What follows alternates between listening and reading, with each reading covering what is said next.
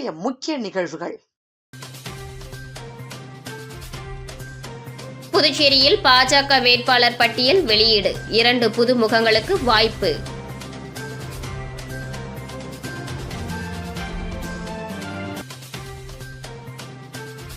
முதலமைச்சர் ரங்கசாமியின் சொத்து மதிப்பு 36 கோடி. வேட்பு மனுக்கான பிரமாண பத்திரத்தில் தகவல்.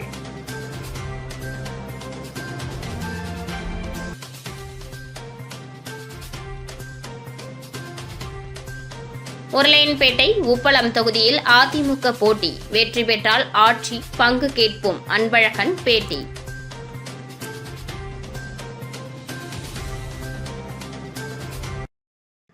புதுவையில் 10 தொகுதிகளில் போட்டியிடும் பாஜக 9 தொகுதிகளுக்கான முதற்கட்ட வேட்பாளர்களை அறிவித்துள்ளது.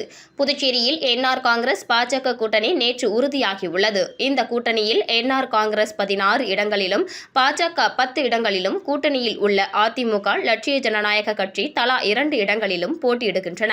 பாஜக 10 தொகுதிகளில் போட்டியிட உள்ள நிலையில் 9 தொகுதிகளுக்கு வேட்பாளர்களை பாஜக அறிவித்துள்ளது.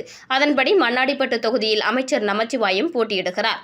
முதலியார்பேட்டையில் அமைச்சர் ஜான்குமாரும், காலாப்பட்டில் கல்யாண சுந்தரமும், ராஜ்பவன் தொகுதியில் மாநில தலைவர் வி.பி. ராமலிங்கம், ஊசுடு தொகுதியில் தீப்பாய்ந்தான், மணவெளி தொகுதியில் செல்வம், திருநள்ளாற்றில் ராஜசேகரன், நிரவி டி.ஆர். பட்டினத்தில் மீனாட்சி சுந்தரமும், மாஹேவில் தினேஷும் போட்டியிடுவார்கள் என அறிவிக்கப்பட்டுள்ளது.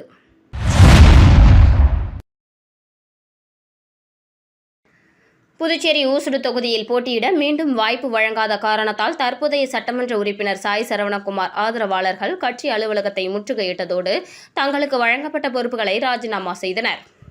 கடந்த 2021ஆம் ஆண்டு சட்டமன்ற தேர்தலில் பாஜக சார்பில் ஊசுடு தொகுதியில் சாய் சரவணகுமார் போட்டியிட்டு வெற்றி பெற்றார்.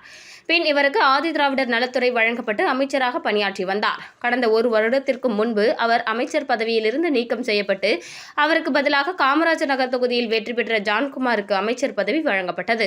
இந்த நிலையில் ஊசுடு தொகுதிக்கு மாற்று வேட்பாளராக பாஜகவை சேர்ந்த நியமன சட்டமன்ற உறுப்பினர் தீப்பாய்ந்தான் அறிவிக்கப்பட்டுள்ளார். இதற்கு சாய் சரவணகுமார் ஆதரவாளர்கள் எதிர்ப்பு தெரிவித்தனர்.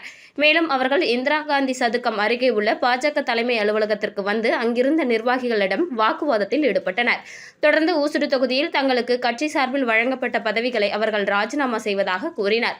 இதனால் அந்த பகுதி முழுவதும் பரபரப்பாக காணப்பட்டது.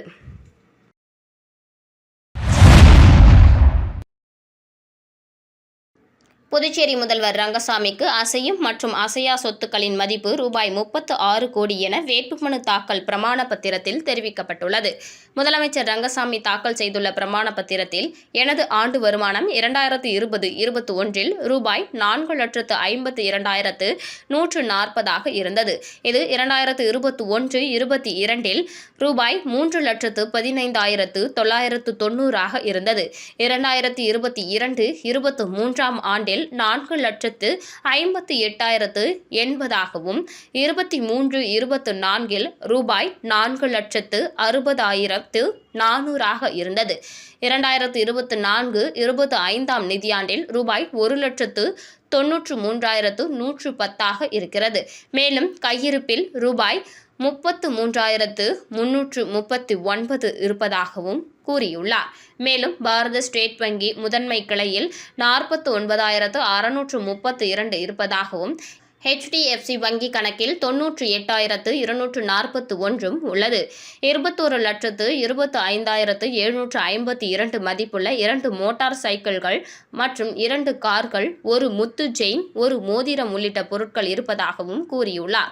தட்டாஞ்சாவடி பகுதியில் 20,000 சதுர அடியில் ரூபாய் 8 கோடி மதிப்பிலான இடம் இருப்பதாகவும், மேலும் தட்டாஞ்சாவடி பகுதியில் 25,000 சதுர அடியில் ஒன்றும், 40,000 சதுர அடியில் மற்றொன்றும் என்று 2 இடங்கள் இருக்கின்றன. இதில் 2,400 சதுர அடியில் கட்டடம் இருக்கிறது. இதன் மொத்த மதிப்பு ரூபாய் 27,78 லட்சம். மேலும் தனக்கு ரூபாய் 35 லட்சம் கடன் இருப்பதாகவும் குறிப்பிட்டுள்ளார். மேலும் எந்தவிதமான குற்ற வழக்குகளும் நிலுவையில் இல்லை என்றும் அதில் குறிப்பிடப்பட்டுள்ளது.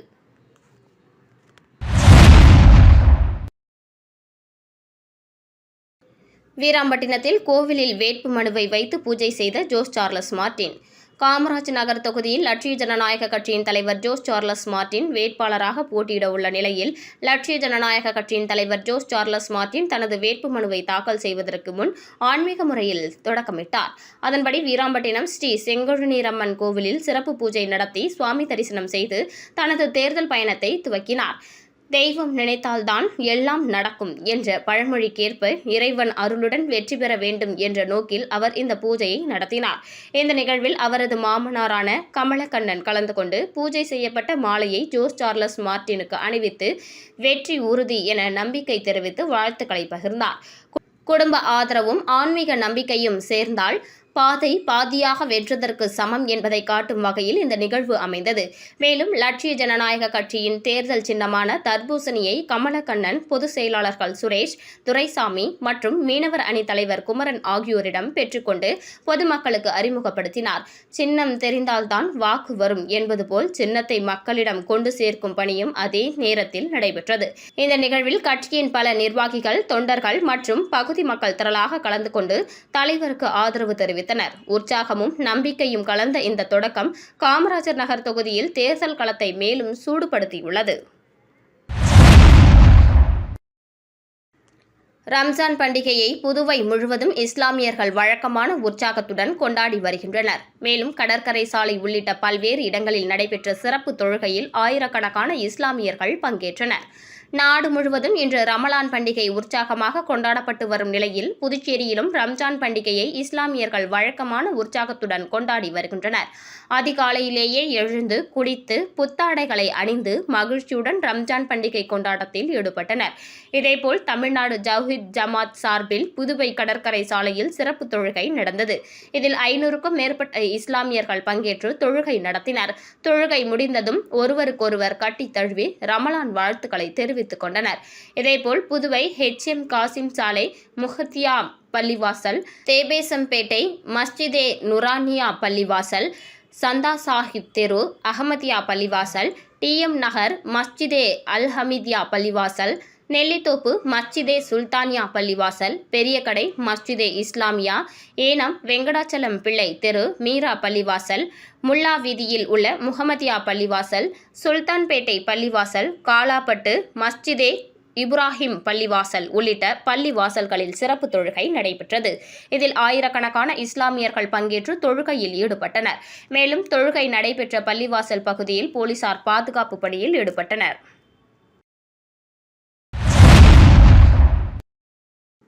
புதுச்சேரி சட்டசபை தேர்தலுக்கு மனு தாக்கல் துவங்கிய 5ஆம் நாளான நேற்று ஒரே நாளில் 102 பேர் 115 மனுக்கள் தாக்கல் செய்துள்ளனர். புதுச்சேரியின் 16வது சட்டசபை தேர்தலுக்கான மனு தாக்கல் கடந்த 16ஆம் தேதி துவங்கியது. முதல் 2 நாளில் ஒருவரும் மனு தாக்கல் செய்யவில்லை. 3ஆம் நாளான 18ஆம் தேதி 12 பேரும், நேற்று முன்தினம் 6 பேர் என மொத்தம் 18 பேர் மனு தாக்கல் செய்திருந்தனர். இந்த நிலையில் நேற்று பல்வேறு அரசியல் கட்சியினர் அவசரமாக மனு தாக்கல் செய்தனர். அதில் நேற்று ஒரே நாளில் 102 பேர் 115 மனுக்கள் தாக்கல் செய்துள்ளனர். கடந்த 5 நாட்களில் இதுவரை 135 மனுக்கள் தாக்கலாகியுள்ளது. மனு தாக்கலுக்கு இறுதி நாளான 23ஆம் தேதி 2 மடங்கிற்கும் மனுக்கள் தாக்கலாகும் என்பதால் அனைத்து தொகுதி தேர்தல் அலுவலகங்களிலும் பாதுகாப்பு பலப்படுத்த உத்தரவிடப்பட்டுள்ளது.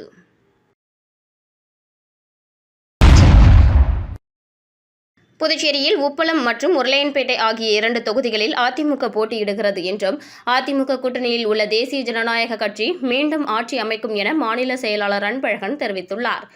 புதுச்சேரி அதிமுக அலுவலகத்தில் செய்தியாளர்களை சந்தித்த அதிமுக மாநில செயலாளர் அன்பழகன், தேசிய ஜனநாயக கூட்டணியில் NR காங்கிரஸ் 16 இடங்களில், பாஜக 10 இடங்களில், லட்சிய ஜனநாயக கட்சி 2 இடங்களில், அதிமுக 2 இடங்களிலும் போட்டியிடுகின்றனர். உப்பளம் மற்றும் உருளையன்பேட்டை அதிமுக 2 தொகுதிகளில் போட்டியிடுவதாக அதிமுக மாநில செயலாளர் அன்பழகன் தெரிவித்தார். பல்வேறு கால சூழலால் கூட்டணி தர்மத்திற்காக அதிமுக 2 இடங்களை பெற்றுள்ளது என்றும், 2 தொகுதிகளிலும் வெற்றி பெறுவோம் என்றும், 2 தொகுதிகளிலும் அதிமுக வெற்றி பெற்று ஆட்சியில் பங்கு கேட்போம், மீண்டும் முதலமைச்சராக ரங்கசாமி பதவி ஏற்பதில் அதிமுக உறுதுணையாக நிற்கும் என்ற அவர், நாங்கள் என்ன தர்மத்திற்காக கட்சி நடத்துகிறோம், MLA-வாக வெற்றி பெற்றால் அமைச்சரவையில் பங்கு கேட்போம் எனவும் அவர் தெரிவித்தார். சட்டமன்ற தேர்தலை முன்னிட்டு வாக்காளர்களுக்கு விழிப்புணர்வு ஏற்படுத்தும் வகையில் கடற்கரை சாலையில் நடைபெற்ற சைக்கிள் விழிப்புணர்வு பேரணியை மாவட்ட ஆட்சியர் குலோத்துங்கன் கொடியசைத்து துவக்கி வைத்தார். புதுச்சேரி கடற்கரை சாலையில் எதிர்வரும் புதுச்சேரி சட்டப்பேரவை தேர்தலுக்கான வாக்காளர் விழிப்புணர்வு பிரச்சாரத்தின் ஒரு பகுதியாக சைக்கிள் மற்றும் இருசக்கர வாகன பேரணி துவக்க விழா நடைபெற்றது. மாவட்ட தேர்தல் அதிகாரி அலுவலகம் மற்றும் புதுச்சேரி ரோட்டரி காஸ்மோஸ் கிளப் இணைந்து நடத்திய இந்த பேரணியை மாவட்ட ஆட்சியர் மற்றும் மாவட்ட தேர்தல் அதிகாரி குலோத்துங்கன் சிறப்பு விருந்தினராக கலந்து கொண்டு கொடியசைத்து துவக்கி வைத்தார். இதில் 100க்கும் மேற்பட்டோர் வாக்காளர் விழிப்புணர்வு செய்திகள் அடங்கிய பதாகைகள் ஏந்திய வண்ணம் பேரணியில் கலந்து கொண்டனர். கடற்கரை சாலையில் துவங்கிய பேரணி புஸ்ஸி வீதி, காமராஜர் சாலை, வழுதாவூர் சாலை வழியாக கதிர்காமத்தில் உள்ள அரசு உயர்நிலைப்பள்ளி வளாகத்தில் நிறைவு பெற்றது. முன்னதாக மாவட்ட தேர்தல் அதிகாரி 100% வாக்குகளை வலியுறுத்தும் ஸ்டிக்கர் வெளியிட்டார். நிகழ்ச்சியினை மாவட்ட தேர்தல் அதிகாரி அலுவலகத்தின் வாக்காளர் விழிப்புணர்வு பிரிவு ஏற்பாடு செய்திருந்தது.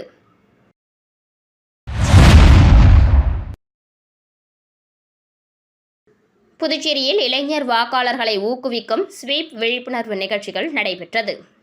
இளைஞர்களிடையே வாக்காளர் விழிப்புணர்வை உயர்த்தி பொறுப்பான வாக்களிப்பை ஊக்குவிக்கும் நோக்கில் ஸ்வீப் திட்டத்தின் கீழ் இன்று ஆச்சாரியா கலை மற்றும் அறிவியல் கல்லூரி மற்றும் மகாத்மா காந்தி முதுநிலை பல் மருத்துவக் கழகம் ஆகிய கல்வி நிறுவனங்களில் விழிப்புணர்வு நிகழ்ச்சிகள் நடைபெற்றது.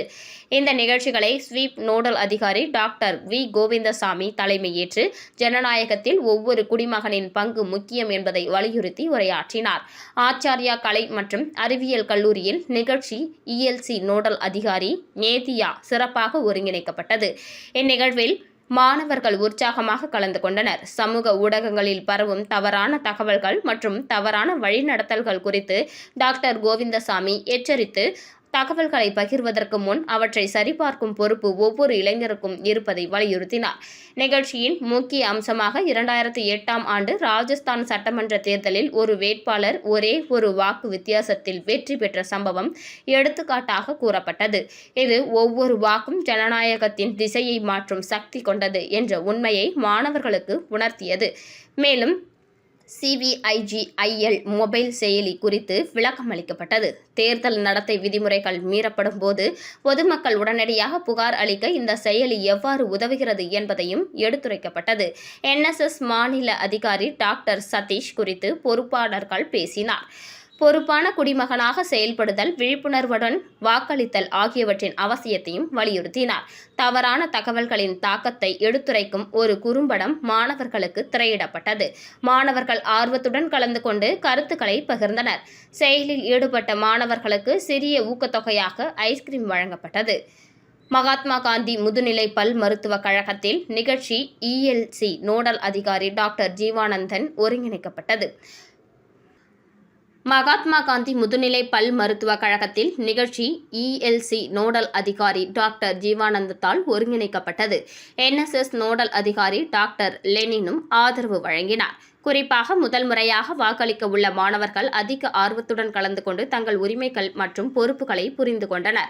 இந்த நிகழ்ச்சிகளில் முக்கியமான கவனம் செலுத்தப்பட்ட அம்சங்கள் 100% வாக்காளர் விழிப்புணர்வு மற்றும் பங்கேற்பை உறுதி செய்தல், தவறான தகவல்கள் மற்றும் போலி செய்திகள் குறித்து விழிப்புணர்வு ஏற்படுத்துதல், சமூக ஊடகங்களை பொறுப்புடன் பயன்படுத்துதல், CVIGIL போன்ற குடிமக்கள் பயன்பாடு செயலிகளை அறிமுகப்படுத்துதல், இளைஞர்களிடையே ஜனநாயக மதிப்புகளை வலுப்படுத்துதல்.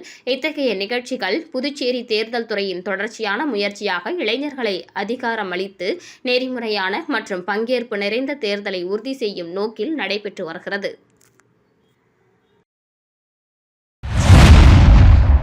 திருபுவனை தொகுதியில் திமுக சார்பில் போட்டியிட முகிலன் அலிமுத்து வேட்புமனு தாக்கல் செய்தார்.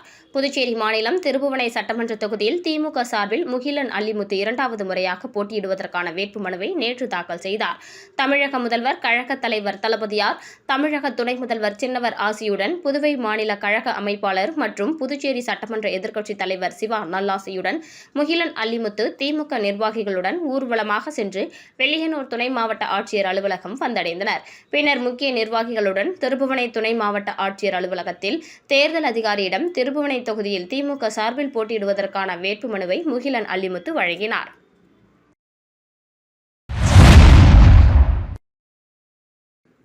புதுச்சேரியில் வழக்கமான உற்சாகத்துடன் ரம்ஜான் பண்டிகை கொண்டாடப்பட்டு வருகின்றது. சுல்தான்பேட்டை பகுதியில் நடைபெற்ற சிறப்பு தொழுகையில் 3000க்கும் மேற்பட்ட இஸ்லாமியர்கள் கலந்து கொண்டு தொழுகையில் ஈடுபட்டனர். புதுச்சேரி மாநிலத்தில் வழக்கமான உற்சாகத்துடன் ரம்ஜான் பண்டிகை கொண்டாடப்பட்டு வருகிறது.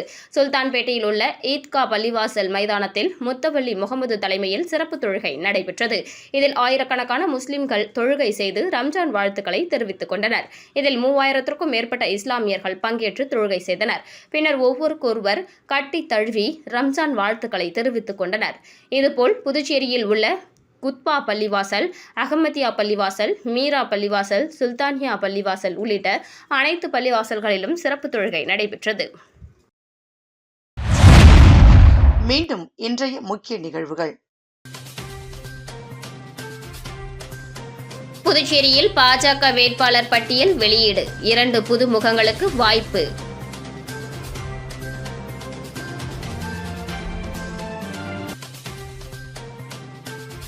முதலமைச்சர் ரங்கசாமியின் சொத்து மதிப்பு 36 கோடி. வேட்பு மனுக்கான பிரமாண பத்திரத்தில் தகவல்.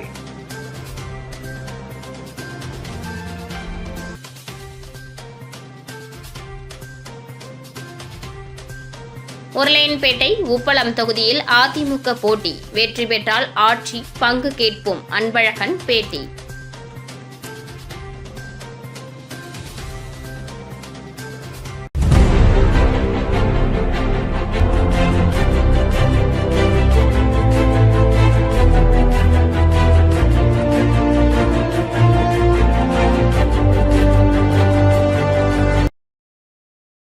செய்திகளை உடனுக்குடன் தெரிந்து கொள்ள மெட்ரோ யூடியூப் சேனலை சப்ஸ்கிரைப் செய்யவும்.